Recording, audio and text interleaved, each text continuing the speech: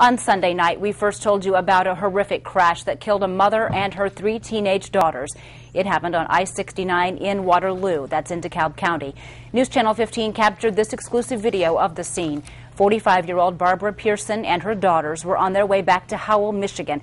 For some reason, their SUV went off the interstate, rolled down an embankment, and was then hit by a train. Miraculously, an 8-month-old boy survived with only a broken leg.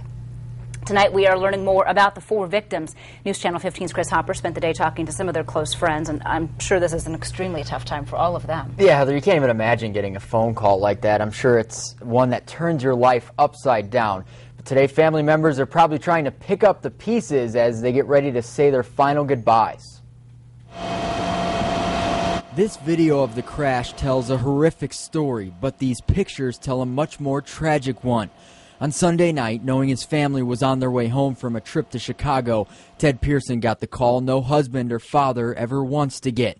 His 45-year-old wife Barbara, his 19-year-old twin daughters Bessie and Margaret, and his 14-year-old daughter Elizabeth died after their SUV veered off I-69 over an embankment and down onto some railroad tracks before it was hit by a train. Chris Kraft got a similar call. Margaret is the mother of his 8-month-old son, William, who was also in the car.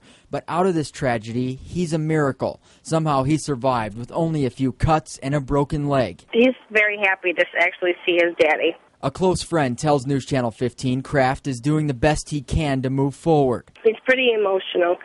It's more, I think he's more in shock. He's, used to having her in his arms, and now she's not there. In the meantime, friends and family are sending their condolences. Mary Turnbull wrote, "To know these ladies was to love them. They were a strong group that never spoke a mean word to anybody. They will truly be missed and were loved by all. Rest in peace, Margaret, Bessie, Liz, and Barb. God has big plans for baby William, and he's surrounded by people who know just how amazing you were and will tell him every day."